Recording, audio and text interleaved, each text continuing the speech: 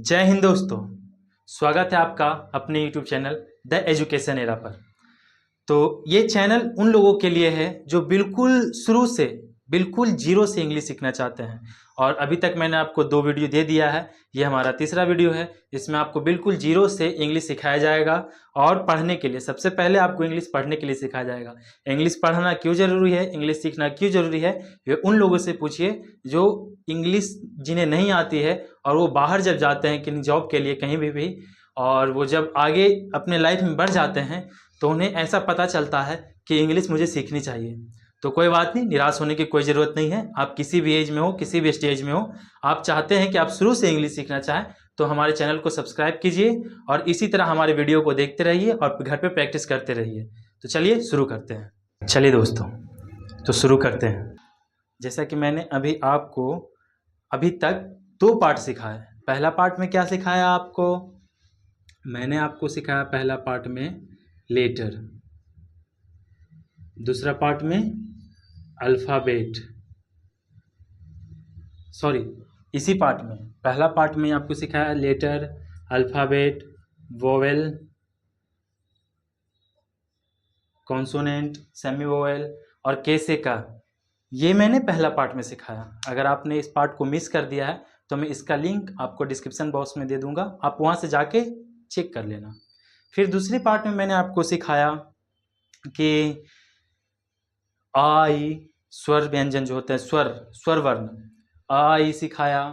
फिर आपको सिखाया मात्रा, उसी की मात्रा के बारे में, उसकी इंग्लिश करने के लिए। फिर आपको सिखाया 12 खड़ी को इंग्लिश करने के लिए। मतलब 2 पार्ट मैंने आपको सिखाया अभी तक। और अगर आपने इसको मिस कर दिया है तो डिस्क्रिप्शन बॉक्स में उसका लिंक मिल जाएगा, आप वहाँ पे जाके आराम से तसल्ली से उसको देखें। तब यहाँ पे 3rd पार्ट के लिए आएँ, ताकि आपको, अगर आप शुरू से जानना चाह रहे हो अंग्रेजी को, शुरू से सीखना चाह रहे हो इंग्लिश को, तो आपके लिए हेल्पफुल होगा। चलिए, तो 2 पार्ट मैंने आपको सिखा दिया। मैंने उसका लिंक भी आपको दे चुका हूँ डिस्क्रिप्शन बॉक्स में, आप जाके वहाँ पे चेक कर सकते हो। चलिए, तो आज मेरा रहेगा पार्ट 3rd। पार्ट 3rd में जैसे कि आप बचपन में देखे होंगे कि आप सीखते थे क ख ग सीखने के बाद आ ई सीखे, उसके बाद 12 खड़ी सीखे, उसके बाद आप सीखते थे बाल पोथी में पढ़ने के लिए छोटे छोटे शब्द। तो उसी प्रकार आपको यहाँ पे वही छोटे छोटे शब्दों का इंग्लिश करने के लिए आना चाहिए। तो सबसे पहले हम देखेंगे घर। तो घर का मैंने क्या बताया? तो सबसे पहले घ, तो घ का मैंने क्या बताया आपको? जी एच से घ, फिर र, आर से रा। लेकिन ये गलत है। अगर आप ऐसे बनाते हो तो ये गलत है। तो सही क्या है? तो जब भी आप किसी भी हिंदी को अंग्रेजी में कन्वर्ट करना चाहो तो आपको 2 चीज़ें ध्यान देनी होंगी। किसी भी व्यंजन में, जैसे ये एक व्यंजन है, घ जो है एक व्यंजन है, एक वर्ण है, मान लीजिए एक वर्ण है ये। तो कोई भी वर्ण अगर खास करके अगर वो व्यंजन है तो वो स्वर की सहायता से बोली गई है। तो उसमें स्वर और व्यंजन दोनों हैं। और अगर सिर्फ व्यंजन है तो वो व्यंजन है, और अगर सिर्फ स्वर है तो वो स्वर है। तो अगर ये वर्ण है घ, ये व्यंजन वर्ण है, तो इसमें स्वर की सहायता से बोला गया, तो आपको यहाँ से स्वर अलग करना पड़ेगा। क्या अलग करना पड़ेगा? स्वर। तो यहाँ पे घ प्लस अ होता है, ये आपको अलग करना पड़ेगा खुद से।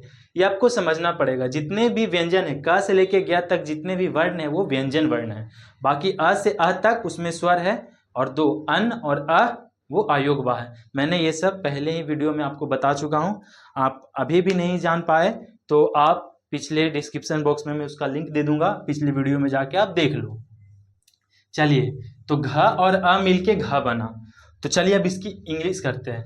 तो यहाँ से जी एच से घ और घ और अ मिलके ही बना था क्या? घ। तो जी एच से घ मैंने दे दिया, फिर अ, घ र। अब बोलो कि सर ये र जो है, र भी तो एक व्यंजन वर्ण है, तो र को भी हम तोड़ेंगे। जी बिल्कुल तोड़ेंगे, र प्लस अ। लेकिन मैं हमेशा से बताता आ रहा हूँ कि आपको उच्चारण यानी कि प्रोनाउंसिएशन पे फोकस करना पड़ेगा। जैसे कि मैं यहाँ पे बोल रहा हूँ घर, अगर मैं बोलता घर घर तो फिर वहाँ पे एक लास्ट में भी लगता, लेकिन मैंने सिर्फ बोला है घर, यानी कि आपका र का कम उच्चारण किया है, तो यहाँ पे ए नहीं लगेगा। सिंपल सी बात है, आप यहाँ पे लिखेंगे घर, तो GHA से घर। फिर चख, CHA से च और ख, चख। फिर छल, CHHAL से छल। ये दो शब्द है, दो अक्षर वाले शब्द हैं। और अब देखिए मटर, तो इसमें भी उसी प्रकार है। अगर आप इसको देखेंगे तो ऐसे लिखा हुआ, ये म प्लस अ प्लस ट प्लस अ प्लस र। इसको तोड़ेंगे तो साइड में अ लिखेंगे। इसे बोलते हैं वर्ण विच्छेद। वर्णों को अलग अलग करना ही वर्ण विच्छेद कहलाता है। स्वर वर्ण को अलग, व्यंजन वर्ण को अलग। तो ये होता है मटर। तो अगर हम इसकी इंग्लिश करते हैं तो देखिए MATAR, मटर। तो इस तरह से अंग्रेजी होगा इसका। तो सबसे पहले इसीलिए मैं आपको ये सब चीज़ सिखा रहा हूँ, ताकि आपको इंग्लिश पढ़ना आ जाए, इंग्लिश लिखना आ जाए। फिर आपको मैं ग्रामर की ओर ले चलूँगा, जहाँ पे आपको रूल सिखाऊंगा, ट्रांसलेशन सिखाऊंगा, बहुत ही एडवांस लेवल पे जाऊँगा। बशर्ते आपको शुरू मैंने किया है बहुत ही जीरो लेवल से। तो यहाँ पे मटर, तो MATAR, मटर। फिर महल, MAHAL, महल। नयन, NAYAN, वाई से यह पढ़ा था आपने। फिर फसल, FASAL, फसल। ये दंत सा है इसीलिए सिर्फ सा। फिर बरगद, BAR। अब यहाँ पे देखिए, यहाँ पे क्या देखेंगे आप, बरगद, बरगद, तो BARAGAD,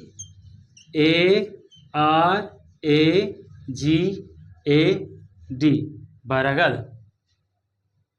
ऐसा होना चाहिए था, लेकिन ऐसा नहीं होगा। क्यों नहीं होगा? क्योंकि बरगद नहीं पढ़ा मैंने, बरगद पढ़ा, बरगद। र का उच्चारण जो है मात्र थोड़ा सा किया मैंने र का उच्चारण, तो यहाँ पे चेंज हो जाएगा। देखिए क्या होगा, BAR, बरगद। बिल्कुल इसी प्रकार आपको पढ़ना है कि उच्चारण क्या है, जैसा उच्चारण वैसा इंग्लिश। फिर हलचल, हल चल, हलचल, हलचल। ल को मैंने शॉर्ट रखा, ज़्यादा दूर नहीं ले गया, इसको घींचा नहीं मैंने, हलचल ऐसा नहीं किया, हलचल, हलचल। अगर यही मैं हलचल बोलता तो यहाँ पे भी ए लग जाता, एल के बाद भी ए लगता। फिर टमटम, तो TAMTAM, टमटम। तो ये सारी चीज़ें हैं जो आपको फोकस करनी पड़ेगी। बस आवाज़ को पकड़ना है कि वो कह क्या रहा है, अंग्रेजी किस तरह से करना है मुझे। चलिए फिर आते हैं बाजा, तो BA से आ। मैंने बताया था आपको एक्स्ट्रा प्रोनाउंसिएशन जब पढ़ाया था, जो पार्ट नंबर 2 में है, वो वीडियो पार्ट नंबर 2 में है। अगर मैं अभी भी बता रहा हूँ कि अगर आपने वो वीडियो नहीं देखा है तो डिस्क्रिप्शन बॉक्स में मैं उसका लिंक दे दूँगा, आप वो जाके देखिए तो आपको समझ आएगा। तो मैंने वहाँ पे भी बताया था कि ए से अ भी होता है और आ भी होता है, डबल ए से भी आ होता है, लेकिन ज़्यादातर हमें ए का ही यूज करते हैं। तो यहाँ भी हम उसी तरह से यूज करेंगे, BAJA, बाजा। TARA, तारा, बादल। BADAL, बादल, बादल। किताब, यहाँ हम ए भी लिख सकते हैं, डबल ए भी लिख सकते हैं, किताब। ए भी लिख सकते हैं या डबल ए भी लिख सकते हैं। अब देखिए किताब, इसमें कौन सी मात्रा है, ह्रस्व की मात्रा है, तो यहाँ पे मैंने आई दिया। अगर दीर्घी होती तो मैं आपको क्या देता, डबल ही देता। फिर हिसाब, हिसाब। आप पढ़े होंगे जब आपको 12 खड़ी पढ़ाया गया था, तो वहाँ पे ही किस चीज़ से होगा, है क्या होगा, हु क्या होगा, हूँ क्या होगा, वैसा बताया था मैंने। की, तो पढ़ा था कि आपने क्या, इसे की, RAN, किरण।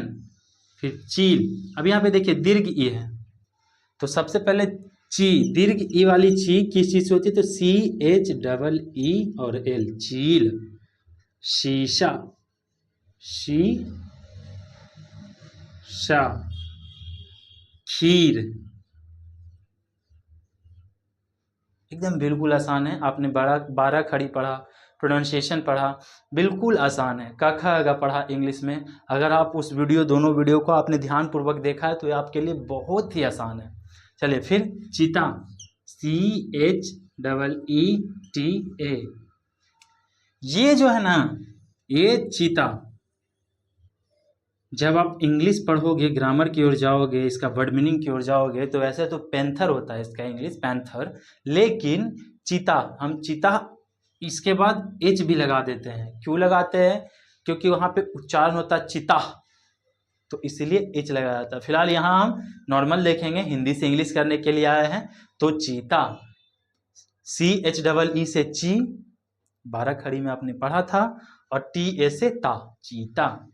तो ये रहा आपका कुछ शब्द जो 2 अक्षर का था, 3 अक्षर वाले शब्द थे, आकार वाले शब्द थे, ह्रस्वीकार वाले शब्द थे और दीर्घिकार वाले शब्द थे।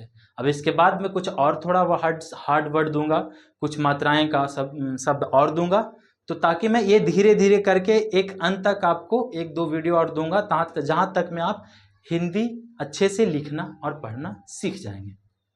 तो कैसा लगा आपको आज का वीडियो? आई होप आप सभी को अच्छा लगा होगा। अगर आपको अच्छा लगा और आप अगर यहाँ से कुछ सीख पा रहे हैं, तो मैं आपसे रिक्वेस्ट करता हूँ जल्दी से इस चैनल को सब्सक्राइब कर दीजिए और लाइक बटन को दबा दीजिए, और हो सके तो जितना ज़्यादा से ज़्यादा इसको शेयर कीजिए। आपके शेयर करने से बहुत सारे लोगों को हेल्प होगी, और वो जो इंग्लिश से डरते हैं, जो सोचते हैं कि इंग्लिश बहुत ही टफ सब्जेक्ट है, मैं नहीं सीख पाऊँगा, तो उन लोगों के लिए बहुत ही आसान हो जाएगी अगर आपके सिर्फ एक शेयर करने से। तो मैं आपसे रिक्वेस्ट करता हूँ जितना ज़्यादा हो सके इस वीडियो को शेयर करें और लाइक करें। तब तक के लिए जय हिंद, जय भारत।